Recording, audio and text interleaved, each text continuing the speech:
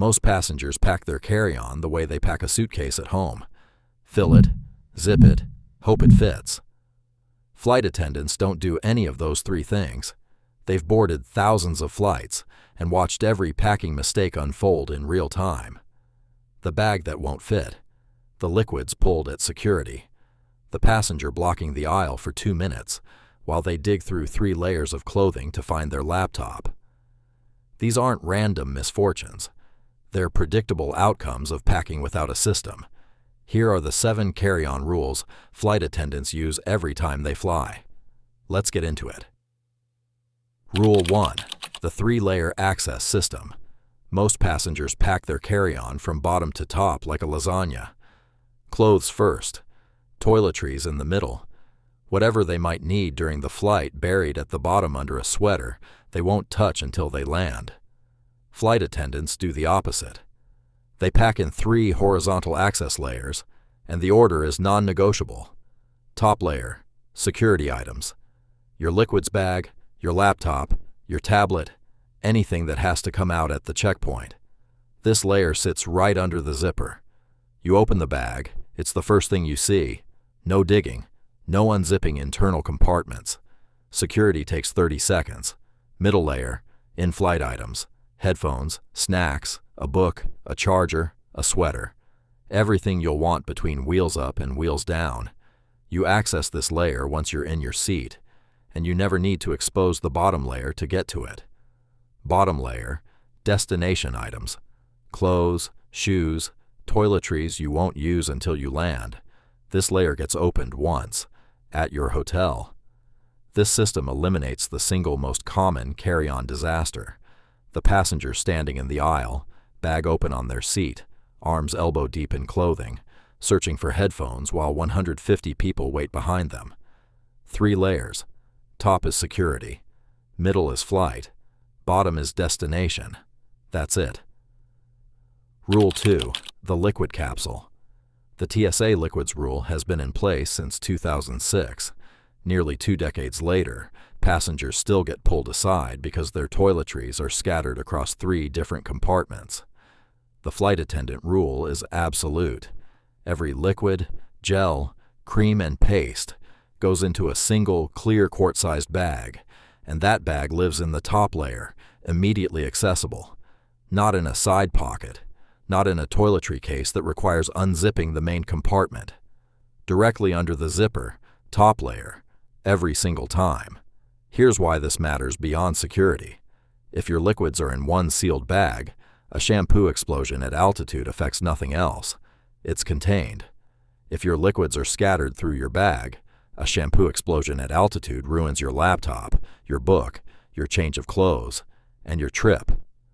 Flight attendants don't spread their liquids across compartments because they've seen what cabin pressure does to a bottle of lotion at 36,000 feet.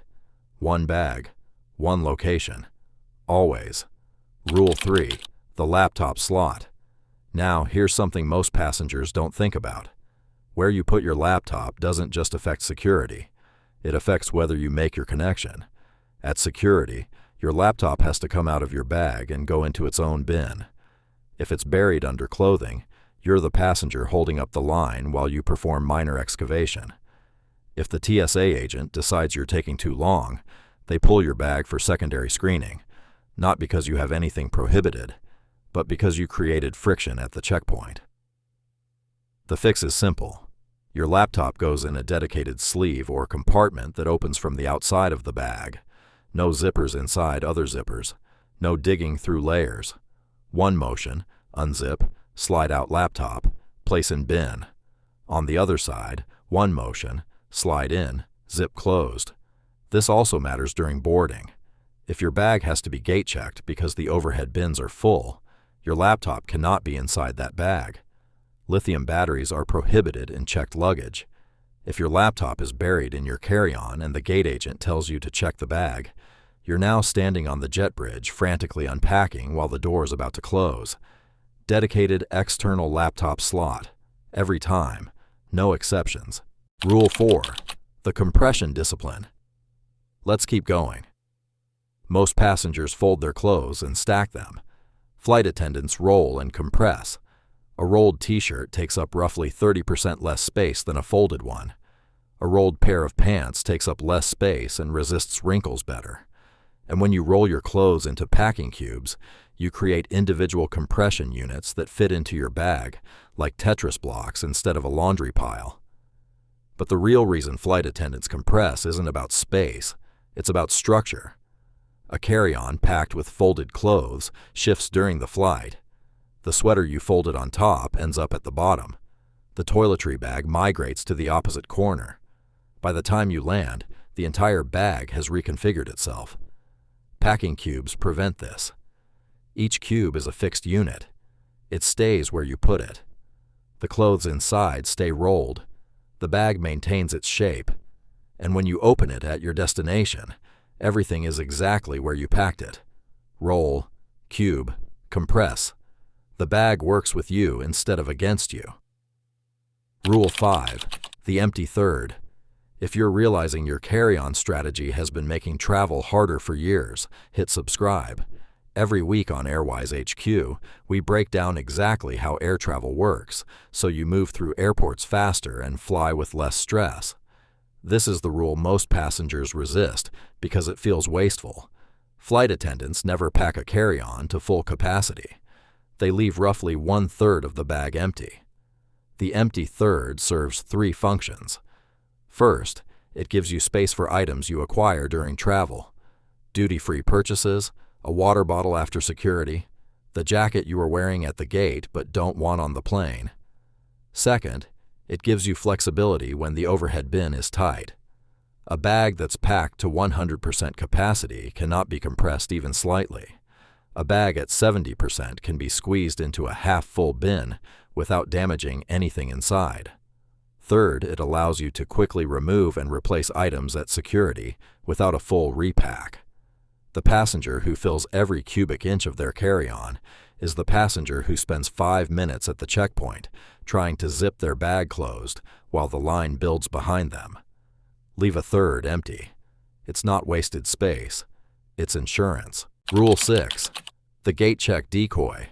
Flight attendants always assume their bag might be gate checked.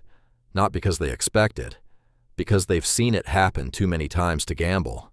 When the overhead bins fill up and the gate agent announces that all remaining roller bags must be checked, you have roughly 15 seconds to decide what to pull out of your bag. If your valuables are spread throughout 3 compartments, you're pulling things out at random while the agent stands there with a tag. The fix is a small inner pouch, a packing cube or zip bag, that contains everything you cannot afford to lose in checked luggage: laptop, medications, passport, jewelry, car keys, anything with a lithium battery. If your bag gets gate checked, you pull out 1 pouch and you're done. 10 seconds. Nothing left behind. Flight attendants don't pack assuming they'll keep their bag. They pack assuming they might lose access to it. And that assumption saves them from the panic of trying to repack at the end of a jet bridge with 120 people behind them. Rule 7. The weight anchor. The final rule is about physics, not organization. Most passengers pack the heaviest items, shoes, toiletry bag, laptop, at the top of their carry-on because that's where they fit during packing. The problem is that a top-heavy bag fights you every time you lift it. It tips forward when you're rolling it through the terminal. It's harder to hoist into the overhead bin. And when it shifts in the bin during turbulence, it becomes the bag that falls out and hits someone when the bin is opened. The fix is simple. Heaviest items go at the bottom of the bag, near the wheels.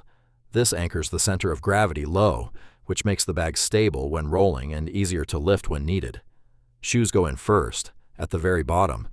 Toiletry bag sits above them, compressed against the wheel side. Laptop rides in the external slot against your back, which keeps the weight close to your body when the bag is on your shoulder. A stable bag is easier to handle, faster to stow, and less likely to injure someone. The weight goes low, every time. These 7 rules, the 3-layer access system, the liquid capsule, the external laptop slot, compression discipline, the empty third, the gate check decoy, and the weight anchor, take about 10 extra minutes when you pack. They save you 30 minutes at security, 5 minutes at boarding, and the stress of being the passenger everyone is waiting on. Flight attendants don't pack differently because they have special training. They pack differently because they've made every mistake on this list and watched passengers repeat them on thousands of flights. The system is free. It works on any carry-on. It works on any airline. And once you use it once, you will never go back to filling a bag and hoping for the best. Drop a comment below. Which of these rules are you already breaking and which one will you fix first? I'd love to know. See you on the next one.